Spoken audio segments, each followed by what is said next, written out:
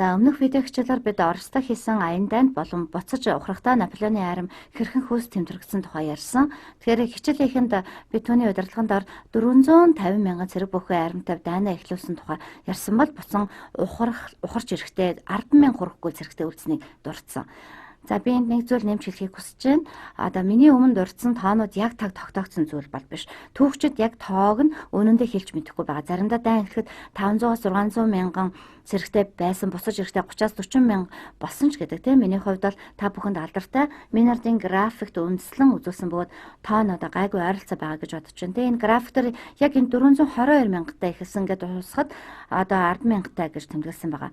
Би зүгээр энэ таанууд яг баттай биш гэдгийг л хэлэх гэж байгаа. Үнэн дээр яаж тоолохоос хамаарна. Та нийт Наполеоны удирдлагад байсан бүх цэргийг тоолох уу эсвэл Орос руу хийсэн эзлэн түрэмгийлэлд шууд оролцсон цэргүүдийг тоолох уу гэдгээр шалтгаалаад өөрөөр тоотоо болж болох юм. За ингэж цэргийг хэрхэн тоолж байгаас бас гар сохирлоо хэрхэн тооцох нь хамаарна. Гэхдээ яаж тоосон Францын арим Орос руу хийсэн аян дайнд сэхэшгүй гар сохирол амсан тодорхой. Тэгээж бид өмнөх хичээлийн төгсгөлд өнөө Францын эсрэг байнга эвсэд байдаг улсуудад дахин дайдах цаг нь болсныг мэдэрч ихснийг дурдсан. Тэгэхээр Орос руу хийсэн аян дайныг 6 дугаар эвслийн дайны эхлэл гэж тооцчиход одоо бараг болно. Угаасаа Их Британи Наполеоны хийсэн бүхий л аян дайнуудын туршид одоо Францын хувьсгалын эхнээс нь Франц ба Наполеонтой дайны байдалтай байсан тийм. Одоо нэгэнд Оростой дайтаж байгаа юм чинь тэд бас Наполеоны эсрэг эвсэх нь тодорхой болж байгаа. Тэгэхээр Наполеон одоо буцаж ухарсан нь Оростой хийсэн дайн төгсгөл болсон гэсэн үг бас биш. Дээрэс нь одоо олон удаа Наполеонд дорд үзэгдсэн Прус улс байна. За тэд Наполеоныг цэргийн ингэж хөөс тэмдрүүлснийг сонсонгуудаа л эсрэг одоо эвсэлт нь шууд ус руу орслоо. Тэ? За ингээд Орос Прусын нэгдсэн хүч Наполеонтой одоо дайтаж эхэлсэн. Хэрвээ та бүхэн өмнөх хичээлд дэлгэрэнгүй ярьсан Минардын графикийг дахин харвал түүний үзүүлж байгаа газар нутаг нь одоо энд байгаа. За Орос руу хийх аян дайн энд эхэлж яг энэ чиглэлээр явагдсан.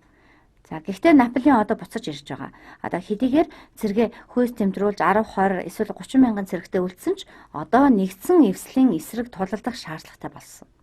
Наполеон хувь хүнийхээ хувьд ямар зан авиртай байсан хамаагүй харин ухаантайгийн хувьд бол асар их ухаантай хүн байсан. Тэрээр бас айрмад цэрэг элсүүлэхдээ гарамгай нэгэн байсан. За мөн маш гарамгай цэргийн жанжин одоо тактикч хүн байсан гэж байгаа. За тэрээр богинохон хугацааны дотор 30 мянган хүнтэй байсан айрмаа 130 мянган цэрэгтэй болгон өргөжүүлж чадсан. За түүгээр тогтохгүй цаашид бүр 400 мянган цэрэгтэй болсон байна. Мэдээж энэ цэрэг нь тооны хувьд бол ижилж Орос руу довтлох үеийн 400 мянга ба ухрах үеийн 400 мянган чанарын хувьд бол ялгаатай. Энэ дотор түүний холбоотнууд бас байгаа. Францын эзэнт гүрэнд ирэхдээ Рейни холбооны улсын одоо Германы цэргүүд Наполеоны гол холбоотой байсан. Гэхдээ тэнд чанд цахилгаан баттай биш. Бас Наполеоны шууд удирдлаганд захирагддаггүй байсан. Эцэст нь тэрээр 6 дугаар эвслийн эсрэг дайтах боломжийн цэргийн хүчийг богино хугацаанд одоо сэргийн бий болгож чадсан байна. За гэвч 6 дугаар эвсэл өмнөхөөсөө илүү том байсан. Асуудал мэдээж түүнийг хэрхэн авч үзэхээс хамаарна. Одоо одоогийн Герман буюу Рейни холбооны улсад гол хүч нь оногдож байсан.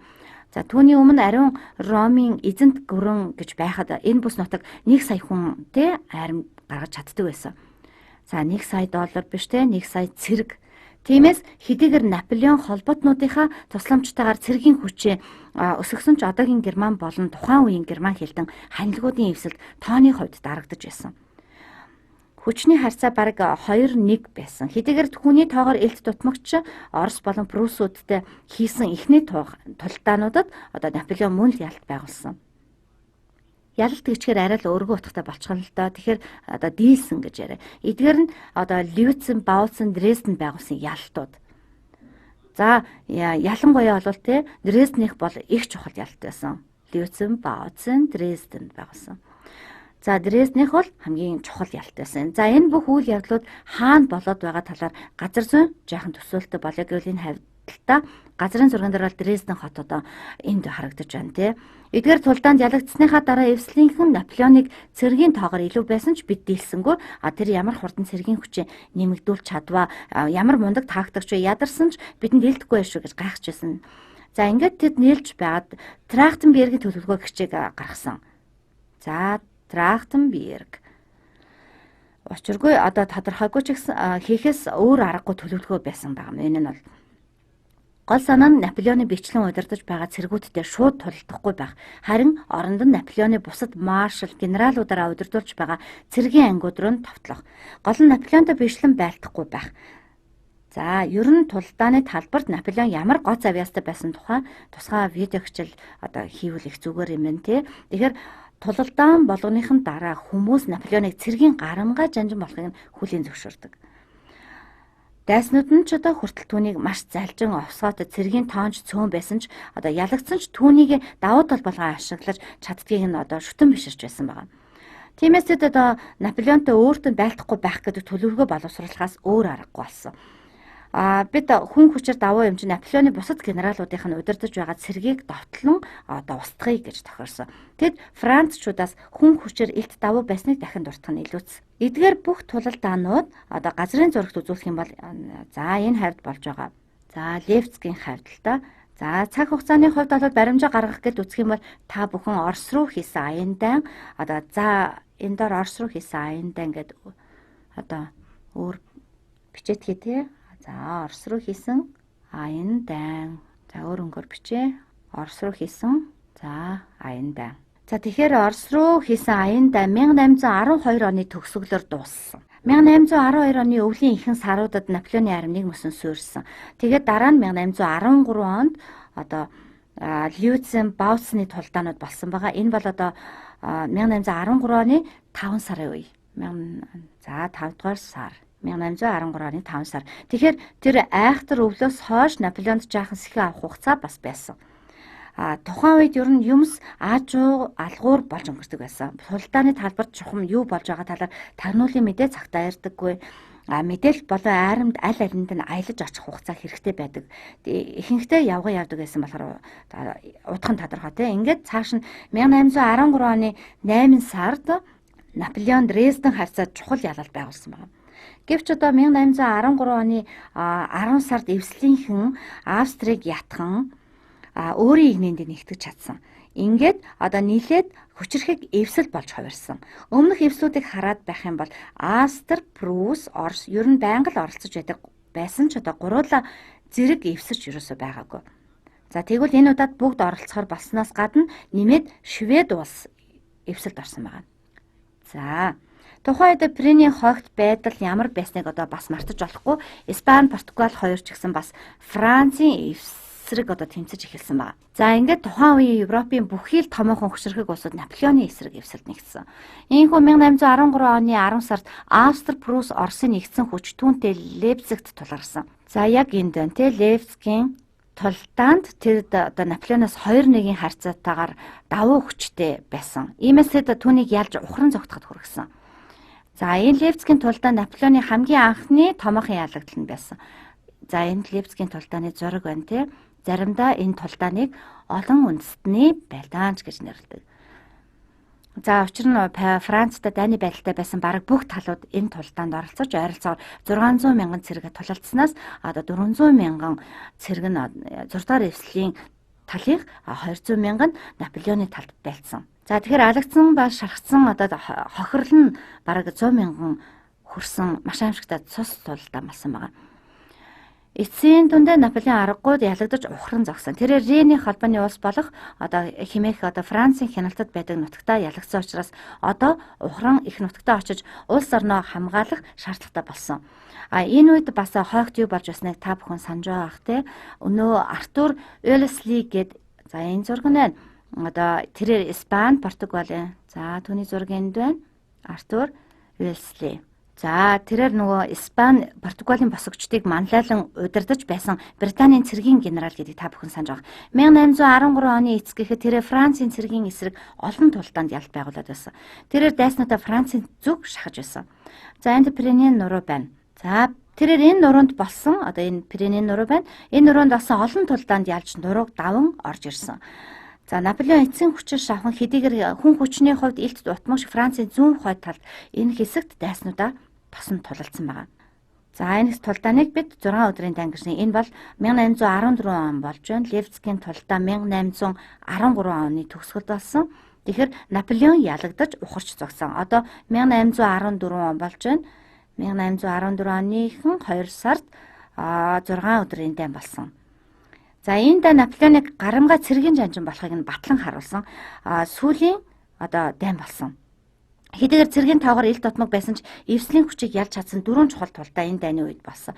Наполеон онцгой гарамгай авиасаа хүчин харуулсан ч цэргийн тоогоор хэтэрхий дотмог байсан. Ялангуяа Оросд суурсныхаа дараа Францын цэрэг яагаад ч эвслийг дийлж чадхааргүй байсан. Дээрээс нь нэмээд одоогийн Герман болох Рений холбооны улсын тэндтэй хэд хэдэн чухал тулдаа ялсан ч хохирол их амсч цэргийн тоо улам багассан. Ингээд давуу хүчтэй болсон 6 дугаар эвслийн цэргүүд 1814 оны 3 сард Парис хотноо жагсан орж ирсэн. За энд 1814 оны 3 сарын үед Парист орж иж байгаа Орос цэргүүдийн зургийг харуулсан байна. Тэ. За Наполеон бууж өгөхийг хүсэхгүй байсан. Тэрээр генералуудаа Парисыг буцааж эзлэе гэж ятгах байсан. Гэвч Наполеоныг барьж өгөхөд бэлэн байсан генералууд түүнтэй санал нэгдэггүй. Наполеон тэгвэл та нар хүсэхгүй байвал би өөрийн биеэр цэргүүдэд уриалъя гэсэн ч генералууд өөрөө л мэд гэхдээ цэргүүд чамайг даахгүй байхаа гэд хөдөллөөгүй. За анхнаасаа тэд Наполеоныг юу ч гэсэн эсэргүүцэх бодолтой байсан. Ер нь дайцны оронд Наполеоныг хүчээр засгийн эрхнээс зайлуулбал арай бага цус асгарна гэж тэд тооцож байсан. Ингээд 1814 оны 4 сард түүхэн чухал үйл явдал болж Наполеоныг хаан ширээнээс нь булгасан байгаа. За 1814 оны 4 сард. За түүнийг хаан ширээнээс нь буулга зогсонгүй түүний үр хоочийг нь ирээдүйд Францын эзэнт гүрний эзэн хаан болох эрхгүй гэж андгаад хангарга өргүүлсэн. За ингээд түүнийг хаан ширээнээс нь хөөн зайлуулсан байгаа. Тэгэхээр 1814 он гэдэг бол маш их чухал он. Наполеон 1799 онд Францын төрийн эрхэнд гарснаас хойш бараг 13-14 жилийн туршид Францын хэмжээгүй эрхэд удирдагч байсан. Энэ хугацаанд Европын түүхэнд ихээхэн эмх замбраагүй гарц хохиролтой он жилүүд байсан. За ингээд бүх юм дуусж байгаа. Тэгэхээр гэвч энэ хугацаа энэ нь төр зуурын хэрэг байсныг бид удахгүй харна. За ингээд Наполеоны тухай яриа төгсөх төшөө хандж байна. Түүнийг Fontainebleau-гийн Грегор хаан ширээнээс нь буулгаж Эльба арал руу цулсан. За Fontainebleau-гийн Грегор хаан ширээнээс нь буулгасан. Ингээд түүнийг Эльба арал руу цулсан байна. За Эльба гэдэг нь Италийн ойролцоо байдаг жижигхэн арал. Наполеон энд байхаас өөр аргагүй болсон байгаа. Гэхдээ нэг их мууч бол газар биш. Тэрч байтугай Наполеон эзэн хаан цолыг нь хിവэр үлдээж Эльба арлыг захирах эрх мэдэл олгосон. Тэрээр энэ аралд үр ашигтай олон зүйл хийж үлдээсэн. Гэвч удахгүй тэрээр арлыг орхин явсныг бид үзнэ. Гэхдээ л тэр энд байх нөхцөл нь муугүй байсан байна. Одоо үед бол хин нэгэн хүн шууд шууд басар хэдэн сая хүн энгийн иргэд цэргийн амь насыг ээгүүтгсэн хэрэгт холбоотой бол сайхан цаг агаартай газар гой байшин суу гэд явуулахгүй байсан. Мэдээж хэрэг тэр байтугай бүр тэр газраа удирдах эрхтэйгэр гэхдээ миний бодлоор тухайн үеийн хаад найд генералууд бие биетэйг их жинхэнэ джентльменийн ясаар харцдаг байсан байна. Эсвэл магадгүй буцаад өөрийн толгойдоор бууж мэднэ гэд бие биендээ хитрхи хэрцгий ханддаггүй байсан байж байна. Ингээд Наполеон 1814 оны 4 сард Эльба арал руу цөлөгдсөн. Үүний дараа эвслийн хүчнийхэн 16 дугаар Людовикийн дүүг буцаан хаан ширээнд нь өргөмжилсөн. Та бүхэн Францын хувьсгал институтын ерөнхий хуралдаан 16 дугаар Людовик гэж санаж байгаах те. За энэ 18 дугаар Людовик хаан байна. 16 дугаар Людовикийн дүү. За 16 дугаар Людовикийн дүү. Эвслийнхэн түүнийг Францын хаан болгосон байгаа. Эвслийнхэн түүнийг Францын хаан болгож нөгөө Францын хувьсгал ардд иргэдийн эрх чөлөөний тунхаг Наполеон энтерийн дараа эвслийнхэн хэлсэндээ хурж энэ торгон нөмрөгтэй эрийг хаан ширээн залсан. Ахаасаа нэг их өөр харагдахгүй байгаа үстэй гайхаад байгаа бол түүний ах нь 16 дугаар Людовик байсан. За харин энэ хүн бол 18 дугаар Людовик. Тэгвэл 17 дугаар Людовик хэн байсан юм бэ гэхээр энэ хүн байсан байна. За энэ тэр бол 16 дугаар Людовикийн хүү авга гахаасаа өмнө хаан ширээ залгамжлан авах ёстой хүн. Гэвч түүнийг шоронд байхдаа нас орсон гэж үздэг. Хэрвээ та роялист буюу хааны талыг баримтлагч байсан бол түүнийг авгаа толгоогоо завчуулж цаазаар ахуулсны дараа хаан болох хүн гэж шууд хүнэн зөвшөөрөх байсан. Гэвч түүнийг 1795 онд нас орсон гэж үздэг. Хүмүүс бас өөр нэг сонирхолтой түүхийг ярьдаг л да. Олон хүн түүнийг зугтаж гараад энгийн иргэний амьдралаар амьдарсан гэж боддог. Ингээд тэд 16 дугаар Людвигийн дүү 18 дугаар Людвигийг Францын ханаар өргөмжилсөн. Гэхдээ үүгээр бид Наполеоны тухай үзгээд дуусаж байгаа хэрэг биш гэдгийг та бүхэн удахгүй мэдэх болно.